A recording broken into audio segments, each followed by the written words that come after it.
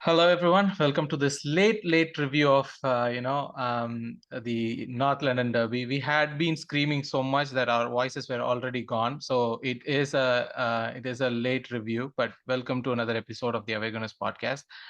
Before I can move forward, I need to ask an important question. We have Aben with us, by the way. Hi, Aben. Hi, Vijay. An important question, Aben. You know the question, right? What do you think of Tottenham? Shit. What do What do you you think of shit? Tottenham.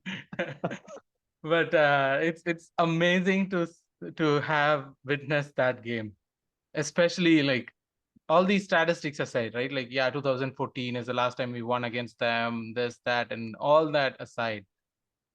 It's just so good to win a derby, that to like double over that lot, and also do it in such a convincing fashion when they've been talking about like Conte factor. All the media has been against us, saying like, oh, they're gonna lose this. This run of games is where they lose a lot of points and all those things. To win this game in that convincing fashion in that toilet bowl, how does that feel? I think it is amazing. And more so because of what happened last year. I think we did very well. We came so close, but we couldn't cross that final hurdle. I Mm-hmm. think for me, the last year, the two most painful games were Spurs and Newcastle. Mm-hmm. And going there and winning this time. And like you said, there are a lot of stats where we've not been doing well there. Mm-hmm. And doing well there, not just winning, Mm-hmm. winning convincingly. Yeah. That's what mattered. That showed how far we've come.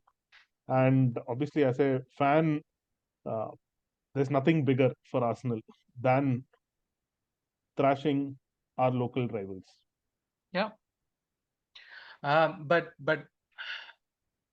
let's go back a little bit, right? Like when the game started, before the game started, or at least like when the team sheets came out and stuff, they didn't have Perisic in their lineup, which was surprising for me. And they had what is that guy's name? The left back or They had left on wing. the wing Yeah. backs they played Sessegnon Yeah, and Sessegnon. They had Sessegnon. So those are things that I didn't expect from them in the game, at least against us. Our starting lineup was like very like ours predictable was because we standard, predictable. yeah, Yes. yeah. And so it was, yeah, it was that is what I'm thinking about. Like when before the game started, how was your mental state? Like, did you think, yeah, we're gonna win this very confidently? No, I didn't think it was confident because see, derby games are always tricky because there's a lot of uh, passion and emotion that comes into the game. Mm-hmm. So I think I was not, I was confident, but I would have probably taken a point also. Mm-hmm. But because it's a derby game and we are playing away. Mm-hmm. And for me, I think seeing, because I think they had Kulisevsky, sorry, Dejan, Kulusevski. yeah, he was injured earlier. He was back. So their front line was decent. So I was like, And knowing Harry Kane, he always scores against us. So I was like, it is going to be a tricky game. Mhm. But the way we started, I think after the first 5 minutes, the way we started playing, controlling the game, then I think that fear evaporated because we were not, what do you say, we were not afraid. We were playing with full confidence. Deservingly, the way we've been playing all this season, we're playing like that, like any other team. So for me, that was uh, very good and very obviously as a fan, it was very relaxing. It was not one of those games which is what do you say, you're always tense at the moment. And it was not a 1-0 till the end or something like that. So I think it was a very comfortable win for us. They had their chances, but it was a comfortable win. And Mhm. then that in itself is very good from our part. So let's back up a little bit, because like even before this game, there was Conte talking about, the last game when we were charged against, like, for doing something, and Conte was like defending us and stuff. But the fans were like, obviously it's fans are fans, they always talk about like, oh shit, Arsenal are shit and they're gonna fall down, and all these United assholes have been like running their mouth for so long and stuff like that. But is that a sense of like, when Conte was defending Arsenal against like FA and stuff, is that a sense of how much respect he has been having on us even before this game? Do you think that's, or am I putting too much stock into a? No, I think too much stuck into it. But I think he did make a statement, right? He Mhm, doesn't like players going into because I think we were charged for what mhm, players basically going surrounding the referee asking for something. He mhm, did say that he doesn't like doing that, so he did have a dig at us also. mhm, I think this, I think people should be scared of us. We are top of the league. We are mhm. playing well, Yeah. so people should be scared of us. Yep. People should respect us. But at the same time, we also have to take one game at a time and respect the opponents. Yeah, I don't see anywhere, like, I mean, yeah, there are groups of corners of Arsenal fans who claim all these things right away, but on all my circles, like all the people that I am running out with, like you guys or like other people that I know as Arsenal fan, none of us are going overboard saying like, yeah, we're gonna win the league and stuff like that. No, we are in a good place, and we are feeling happy about like what is the football that we are seeing. Like I was hearing, I think Ask Blog, I think, who was mentioning that like you could be listening to radio of that game, and you could be just hearing the name of the players, like not seeing it or anything. You could be hearing names of like Xhaka, Martinelli, or Zinchenko, or anything, and in your head you know where the players are. That shows that as a fan, you know what's the process, how the team plays and stuff like that, right? Yeah, definitely. So I think in one of the post-match interviews, I think Ian Wright, he said Mm-hmm. the right thing. Yep. As fans, we have to enjoy this moment where Mm-hmm. we are, and we Mm-hmm. are where are we, Vijay? Yeah, top of the league. We are top of the Exactly, league. We are top of the league. exactly. So we have to enjoy this very moment. We don't know what happens end of the season, but we enjoy this very moment. And obviously, a win against Spurs is the best thing to happen. And fingers crossed for the next week as well. Mhm. Um, sorry. Sorry. But okay, going back to the games, uh, the first half we were dominating like crazy. Like they were not in the game. They were literally not in the game. But it took us a bit of, what do you call it? Good luck, or low resist mistake, or whatever we call it. Something that's extra for us to score there. No, I think we had Mm-hmm. what do you say, the rub of the green or some luck on our side Mm-hmm. because I think that when we started, I think there's a party handball which was given. There's a Yep. free kick. Yep. On any other day, I wouldn't. I would have. It would have been a yellow card. I was surprised when Party was not carded. Mm-hmm. Uh, then obviously the goal which we scored, and it was not just luck. Also, see, we could have the game could have gone 1-1 very quickly also. Mm-hmm. But the Son chance, Ramsdale makes an amazing save to start Yep. with. So I think we had the rub of the green as well. Mm-hmm. But at the same time, we played really well also. For me, I think yes, it was a Hugo Lloris mistake that we got that goal. But at the same time, Saka has been doing that continuously, getting into the box, trying to put those crosses in. And in this case, the luck favored us and we scored. But even before that, Saka was trying to do a lot of things, and Ben White and that side was firing a lot. While like Yeah, the I we think can we are we attacking from the right most of the times yeah, but in the like beginning. also like the thing is like even in that game, I felt even before that there was this idea of Tottenham that they are trying to stop our like Saka and Martinelli. That was their focus. Like we can see Sessegnon making those tackles, making it difficult for Saka a little bit. I mean, at last he got roasted and all those things. The same way on the other side, Martinelli was not like free as he usually is, like how he usually runs in and does all those things. I mean, obviously, the cherry on top was when he did that back, the pass that he took down in his bag. And then seeing the whole meltdown in the internet going like that's so disrespectful. Yeah, it is disrespectful. That's the whole point. Your shit your toilet bowl of a stadium deserves that disrespect. So take it, right? But that was my thought. Like they sacrificed their midfield to basically counter our wings was what I was feeling. I think, I think yes, they did uh, play those wing backs, and I'm not sure, but I'm assuming they didn't play Perisic because Mm-hmm. of the to handle Martinelli and Saka's pace and things like that. So I think they were worried of us attacking from those wings. Both of our young attacking wingers, uh, and midfield. I think they have few injuries as well. So I think whom did they played a I forgot who they played at midfield. Oh yeah, Pape Sarr, what Tar and what's 19 his year old name? or 20-year-old kid, Hoiberg, yeah. and Hoiberg. So Yeah. I think they had Bentaker injured, so they they have injuries probably that's why. But I think that's where they did the mistake. Our midfield basically overran theirs. Simple as that. Our midfield trio was just amazing, Yeah. and on top of that, when we attack, we have an extra midfielder in Zinchenko who becomes part of the midfield. So I think we just overran them. Simple as that. They were not able to. We were winning balls back very quickly. We were not basically giving them any rest at all. And we were patient also. We were not impatient, passing the ball around, looking for the right opportunities. And we had basically complete control over the game. Simple as that. For me, most interesting factor is our passing, to be frank. Yeah. Yeah. And talking about passing, I mean, I had a different list of players that we have to go through. But since we are in passing and looking at like the game, Zinchenko, what a player! I mean, he's not a left back.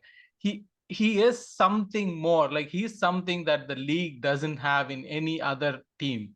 He's so good at what he does. He's there in like right side of the midfield, left side of the midfield. He's placing those passes. He's taking the ball out. Amazing player. Just you don't even have to like touch upon the game. Just go on and talk all the good things about Zinchenko, and I'd be hearing here. I mean, happily hearing I that. think his technical ability, his passing range is amazing. Mm-hmm. And I think Arteta and the board did the amazing job to get him here. Mm-hmm. And he's performing for us. And more importantly, for me, he's technically brilliant. His passing is brilliant. Vision, everything is good. On top of that, his passion for playing for our club, that also seems to be unparalleled. Mm-hmm. The way he celebrates everything, he just ticks all the boxes. It's funny that everyone has touched upon it, right? Like we wanted Lisandro Martinez as our first choice, but we ended up with Zinchenko, and I could not be happier by that choice, right? Definitely. Uh, but moving on to the other people in the midfield, Partey, we have to talk about him. When the game started, I had a problem with him. Like not a problem, but like he was misplacing a lot of He passes. He had was few loose passes, yeah. yeah, and it seems to be like a little bit of a recurring theme. But then that shot that he hit, If it would have gone in, the world would have lost its mind. That thunderbolt of a shot really shook that post. Mm-hmm. It would have, I think it was disappointing it didn't go in, but I think, I don't know if you noticed, but up until that moment, I think the Partey was getting a lot of stick from the Tottenham fans. Mm-hmm. But I think he literally silenced the entire stadium with that shot. I mean, if it would have gone in, then it would have been a completely different. the It the would have it would have topped the NLD goal he scored at home. it was literally like in the bar, like in the bar that I was watching the game. Everyone was like holding their head for the next 2 to 3 minutes, like with disbelief. No one was able to get out of that shock that didn't go in. I mean, first shock is like that shot happened. Second thing is that shot didn't go in. It was crazy. But what a game he had. What a game he was like. He just turned it on like that with all the booing that was happening in the stadium and everything. Every time he touched a ball, there was booing, but he didn't at all like No, he was just us. amazing that shot. And even if I remember for our second goal as well, he's Mm-hmm, the one who pays a key pass to Saka, who mm-hmm, then tees up Odegaard for the shot. But mm-hmm, he was completely, in fact, our midfield, all three of them for that matter, mm-hmm, were instrumental in us controlling that game in the mm-hmm. manner which we did. Uh, sorry, I'm just if I feel, I mean, for all the viewers, first of all, I completely forgot to tell, like, like, share, subscribe, comment in, and all those things. With Bob and Arun missing, they were the ones who always keep me in track on those things. But I mean, obviously, I'm not that smart enough. But also, like, right now, I'm also like working when I'm recording, working. So that's why I'm a little bit distracted in the whole thing. But I am still in this conversation. And um Eben, about, like, there's one more player in the midfield. I mean, actually, we would have to talk about all the midfielders in this sense, but Odegaard with his second goal. Um, I mean, that guy has scored 8 goals this season, and He's I a top think scorer. six of it is away from home. There was a complaint that we were talking about, like how Odegaard doesn't turn up in away games, but no, he just turned it up. Like, and when we signed him, all of us were likening him to Ozil because it's a technical number 10 and all those things. But this guy is not Ozil. This guy is not, like, he is technical. He is that midfield captain. He is actually the captain, like not a namesake captain. I'm still wondering how lucky we were to end up in that situation where he became a captain, See, right? Like, he is probably one of the best midfielders in the Premier League at the moment. mm-hmm, And like you said, he's got the creativity. His passing range is amazing, ball retention. mm-hmm, And I think I was hearing an interview, I think some time back, Arteta's, where he mm-hmm, said he's not one of those vocal captains who's going to shout around, mm-hmm. but he's a captain who leads by example. Yep. And I think when he started, obviously he was not consistent all games, but Mm-hmm. now his consistency is there each and every game. He's contributing, he's passing, he's scoring those goals. If I remember correctly, he did have a shot saved before he actually scored, also. I remember, or wide, I don't remember exactly. But he is taking those chances, he is scoring those goals. And not surprisingly, he is our top scorer. And I think he is a very key factor in us controlling from the midfield as well, right after Partey. Yeah, but also, like, the other midfielder, Granit Xhaka. Although we would have to talk about him, about the other things and stuff. There was one pass where he made, like, for Eddie, that first touch Eddie missed, and, like, Eddie Yeah, should have scored. he had a bad first touch. Eddie had a great game otherwise, but, like, that one touch and the other shot, like, there were two shots that he missed, and this Yeah, one was one of. Yeah, I go think ahead. Saka, we were talking about Saka, so I'll not digress to Eddie at the moment. Mm-hmm. But I think he had an amazing game as well. I think with Saka, there comes what do you say, there's some sort of leadership which he brings. So he's different to Odegaard. But Odegaard is did you silent. see after the last thing when Oh, he was like he was going I to think I fight? think he was nowhere near. He was somewhere else. But the moment he realized what had happened or something had happened, he was literally going to fight Going and to win it. war. Yeah, he was going to Yeah, he was war. literally going to war. And but it was nice to see Arteta pulling both first Ramsdale, and it was like Ramsdale, he's catching Ramsdale and coming. All of a sudden, there's Saka running away into war. Basically, what do you say? People think or take time and all that. No, no. There's a problem. Come, let's go solve it, Mhm, or let's go fight. But it's that attitude. He brings a completely different kind of leadership to the team. mhm, So I think, even though obviously with whatever happened in the past and all that, but he's still part of that leadership group, and I think that is very important for us, mhm, because he's that experienced head in mhm, our dressing room, mhm, who gets that, what do you say, his passion is just amazing. The way he, and that shows in his game also, the mhm, way he runs into balls. He has his weaknesses, etc., but still I think this season he's been just amazing. And I think a lot of Saka haters from the past would agree that he is very important for us at the moment. mhm. But okay, since we were picking on players, there was one player that we have to talk about, which is Aaron Ramsdale, the man of the match. It is kind of like interesting that he got the man of the match, because usually when the goalkeeper gets the man of the match, right? Like it means that the game had like the opponent team shooting and like he has to make, yeah, he did make some saves, but the opponent team was not in this game at all. Like, and No, they were not in the game, mm-hmm, but they did have chances. mm-hmm, So I think in the first half he makes two good saves. mm-hmm, The first one was quite good, mm-hmm, because if Sun had scored over there, then mm-hmm, the equation changes. We're back to 1-1, mm-hmm, and but he comes out of the goal, makes an amazing save. Then I mm-hmm, think towards the end of the first half he makes a save where I think it was a Kane header. He makes a save. In the second half also he made a couple of very good saves. So I think, even though they didn't dominate the game, they did have few chances here and there. And Ramsdale what was at his best to ensure basically they didn't breach the goal at all. And he was there. So for me, yeah, I would say yes. I was torn between quite a few players on whom should be man of the match, but I think on a day where we scored a couple of goals, they had few chances, and he was good, because Ramsdale has, I think, we all have seen he has two types of games. He has some games where he loses his head or he comes out, but this was but him at his best. see, that's what, like, even I think I was reading something about it, like going, he's 24, right? He's 24 years old. That's baby years for a goalkeeper. That's literally baby years for a goalkeeper.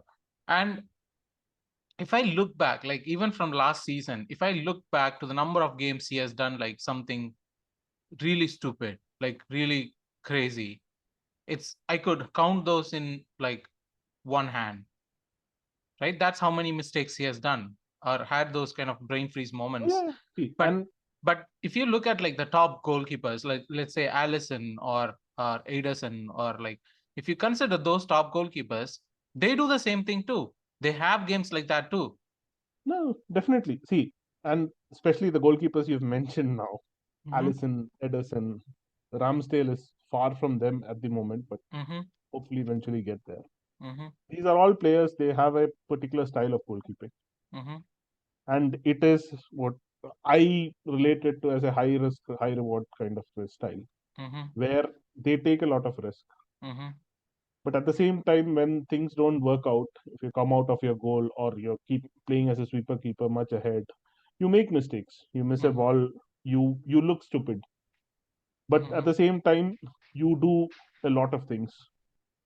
So I mm-hmm, think saves is one part of it, distribution is another part of it. mm-hmm, So for me, Ramsdale, obviously, I think he's still improving. He has still a way to go, but I think he ticks all the boxes. mm-hmm, And more importantly, for me, the most important factor is key saves in a game. mm-hmm, mm-hmm, In a game like this, in a tight, means it was not that tight, but in a tight game, when when a goalkeeper makes a save, it's almost equal to a goal. Yep. It's as simple as that. And we come from a lineage of goalkeepers who were not that great. Mhm. I think after Jens Lehmann, we had what Manuel Almunia, we had Chesney when he was with us. He had mistakes in him. We had Fabianski, who was Flappy Hansky when he was with us.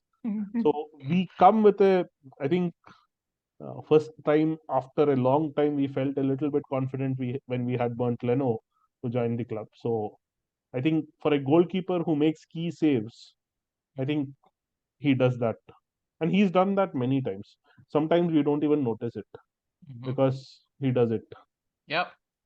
But this game, obviously, I think he was very important. So, More than no, anything, more than everything else, I love his shithousery, and we saw what he could do oh, yeah. like in that game, and it was I so think amazing to he is see. always very entertaining.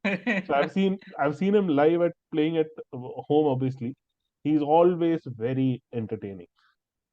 And I think the fans were giving it to him, the Spurs fans, and he is not one who's going to keep quiet and sit there. He was giving it back.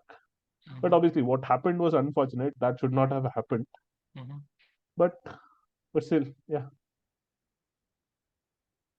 Okay, so we have come to that scenario where we have to talk about that. Like, it's not a good thing to happen. I mean, uh, the fan coming out and like kicking Ramsdale, that is like irrespective of if it is our player, their fan, whatever it is, irrespective of it, it is it is something that the game shouldn't have, and it yeah. is a So I think shameful thing for the game to last happen. few years, I think we've seen more incidents like these. People running into the pitches, trying to harm football players.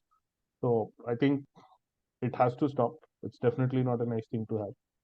Because in the end of the day, it is a game. Yeah. Not That's just what that, right? people. Like you are giving abuse to the player for 90 minutes, even more than that, and the player shithouses you back, and suddenly you cannot take it in. That is completely unfair, especially in this day and age. That is completely unfair. I don't know. See, I think nobody can justify the act. It should not happen. It should not have happened. It should not happen again.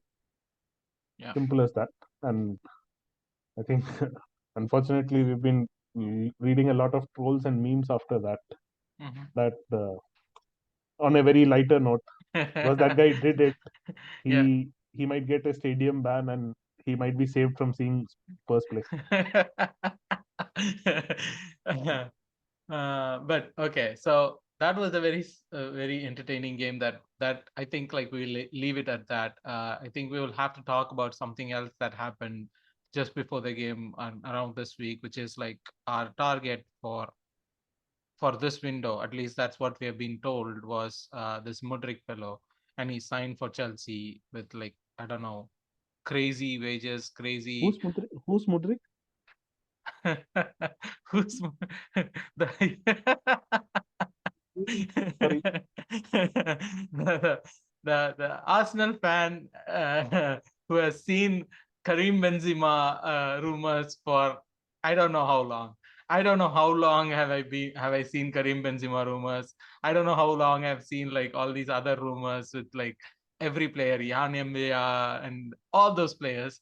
So this Mudrich is not going to be like I think it's not a big deal. it does leave a little sour taste because I think the fans were expecting, Yeah. uh, considering we're challenging for the title, we were expecting a signing, and You because of know who's going to be the new like a new signing? Katie is playing as a left winger, so he is like a new signing. You saw him play as like when he came on. I was like, is he playing left wing? Yeah, he is. So it's like Wenger's Arteta is taken out Wenger's old book of excuses and going like, yep, like a new signing. And yeah, see, I think we're okay.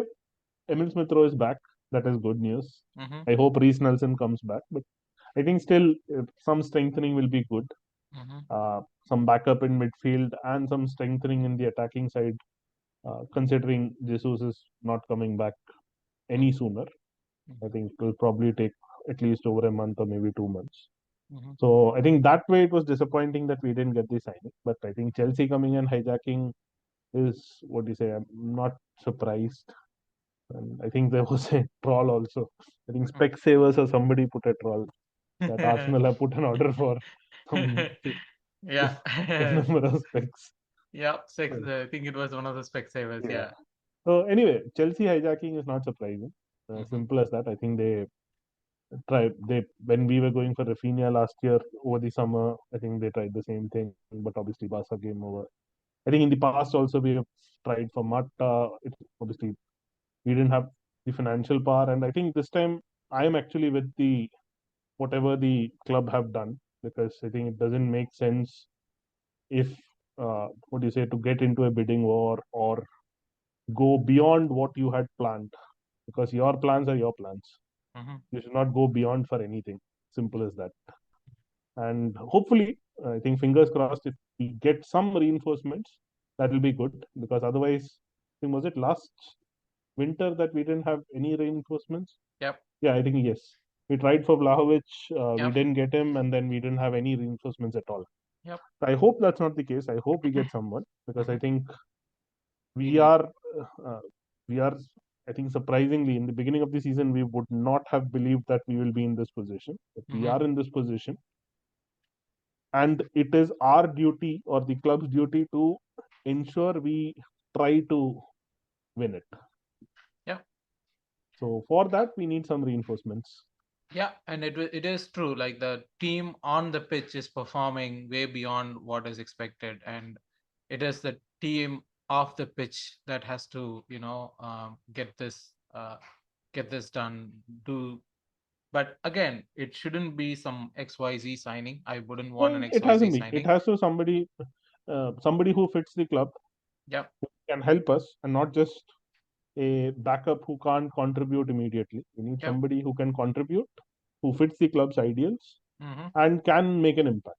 If Arun was here, I would have said like, "Do you want to recall Pepe?" But since he is not here, I'm not gonna say that. Now, see, now worst comes to worst, if we are not signing somebody, we should think of that also. Uh, Either now, I don't even think so. even even if it's 2 or 3 goals, yeah, I, I'll I, probably not go there myself. But if the club is not getting anybody, and if that is an option, why not? But I would still leave Pepe in the French league. But so whom do we have out on loan? We've got Balogun. Pepe, Balogun, and do you want to play Nuno Tavares on the left wing? Huh? It will be like leaving a, what do you say? Ticking time bomb on the pitch. No, I don't want that anymore. Thank you. I don't want any of those people near my club right now. I'm happy with where my club is Yeah, right see, now. we're not, our bench strength is a little weak, but I think we've got Emil Smith Rowe back. That is good. Yeah.